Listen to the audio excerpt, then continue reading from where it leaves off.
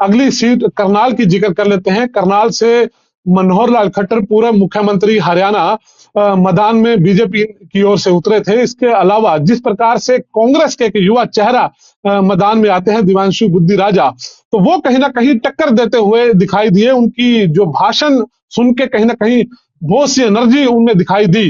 लट साहब कैसे देखते हैं वहां के चुनाव को, करनाल के चुनाव को? क्योंकि लगता था कि एक तरफा चुनाव है, लेकिन बीच में चर्चा ये भी थी कि बुद्धि राजा जो पूर्व मुख्यमंत्री मनोहर लाल है उसे काफी टक्कर दे रहे हैं। आपका आंकलन क्या है?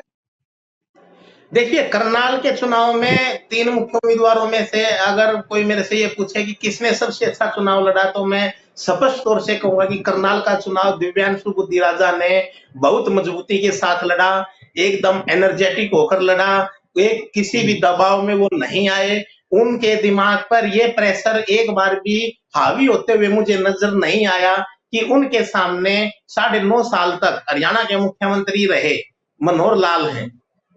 देखिए, आभा मंडल क्या होता है, एक आदमी का ओरा होता है।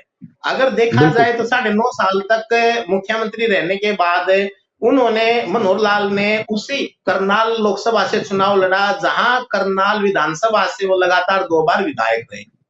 तो वो एक उनका गृह क्षेत्र हम कह सकते हैं राजनीतिक तौर पर। और जब वो वहां से चुनाव लड़ते हैं, दूसरा वो सीट जहां पिछली बार 2019 में संजय भाटिया एक रिकॉर्ड मतों के साथ विजयी हुए थे, यानी कि उस सीट पर जिसे बीजेपी की सबसे सीट माना जा सकता था, वहां से मनोहर लाल मैदान में उतरे। ऐसे में एकदम एक नया युवा दिव्यांशु बुद्धि राजा वहां कांग्रेस की टिकट पर मैदान में आता है, लेकिन उसका जो जोश था, उसका जो चुनाव लड़ने का जो तरीका था, वो एक अल्टीमेट नजर आया। ठीक है, उनका ये पहला बड़ा एक चुनाव था, क्योंकि आज तक उन्होंने कभी विधायक का भी चुनाव नहीं लड़ा है। तो ये पहला चुनाव था, और एमपी का चुनाव बहुत बड़ा चुनाव होता है, 9 विधानसभा उसके अंडर में आते हैं। तो चुनाव लड़ने के तरीके की बात करें तो दिव्यांशु बुद्धि राजा को मैं 10 में से 10 नंबर दूंगा कि उन्होंने एक बेस्ट परफॉर्मर के तौर पर यह चुनाव लड़ा। लेकिन करनाल लोकसभा में शहरी इलाके इतने अधिक हैं, चाहे उसमें पानीपत का एरिया है, संभालका का एरिया है, करनाल का है, घरौंडा का है, नीलोखेड़ी का है, यानी कि शहरी इलाके इतने ज्यादा है कि आखिरी में चुनाव पहुंचते पहुंचते वही मनोहर लाल का पलड़ा भारी होता हुआ हमें यहाँ नजर आया है। बल्कि मैं यहाँ तक कह सकता हूँ कि हो सकता है करनाल की सीट हरियाणा में इस 2024 के लोकसभा चुनाव की हो सकता है सबसे ज्यादा अंतर वाली सीट साबित हो। लट साहब कैसे देखते हैं? क्या लगता है कि जो कांग्रेस कहीं ना कहीं जो बैकफुट पे दिखाई दे रही है, कि उनका संगठन ना बनना, ये भी कारण मानते हैं आप लोग? बिल्कुल बिल्कुल कमल जी, सबसे बड़ी बात है संगठन।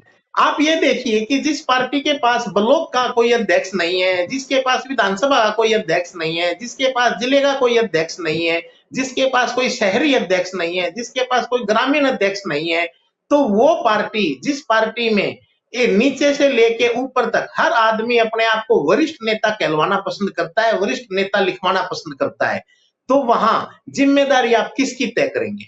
आप किस नेता को पकड़ के ये कहेंगे कि ये आपके बूथ हैं और यहाँ की जिम्मेदारी आपकी है, ये विधानसभा आपकी है, इसकी जिम्मेदारी आपकी है? देखिए, जब जब इस तरह के चुनाव में कुछ लोग ऐसे होते हैं जो केवल शक्ल दिखाने के लिए साथ होते हैं, कुछ नेता ऐसे होते हैं जो दिल से मदद करते हैं, कुछ नेता ऐसे होते हैं जो हर तरीके से चुनाव में मदद करते हैं। तो अब ये दिव्यांशु को इस चुनाव से राजनीतिक जीवन की एक बड़ी सीख मिलेगी। उन्हें खुद ये पता, जब परिणाम आएगा 4 तारीख को, तो उसके बाद वो आकलन करेंगे, तो उन्हें खुद पता लग जाएगा कि कौन नेता उनके साथ रस्म अदायगी के लिए आए थे और कौन नेता उनके यहाँ केवल जो है दिल से उनके प्रचार में लगे हुए थे। देखा जाए तो शुरुआत में इस सीट को मनोहर लाल के लिए सबसे, मतलब बीजेपी के लिए सबसे सेफ सीट हरियाणा में माना जा रहा था। लेकिन जिस हिसाब से यहाँ गृह मंत्री अमित शाह की रैली कराई गई, पुष्कर धामी उत्तराखंड के मुख्यमंत्री हैं, उनके कार्यक्रम कराए गए, तो उससे लगता है कि भाजपा ने और खुद मनोहर लाल ने इस सीट को आखिरी में आते आते दिव्यांशु बुद्धि राजा की वजह से कहीं ना कहीं ये समझा कि यहाँ रिस्की हो सकता है, कोई भी जोखिम उठाना या किसी बड़े नेता को ना बुलाना रिस्की साबित हो सकता है। शायद इसीलिए जो भाजपा के स्टार प्रचारक थे उन्हें करनाल में उतारा गया, अन्यथा इस सीट पर मुझे नहीं लगता कि किसी को बुलाने की जरूरत थी।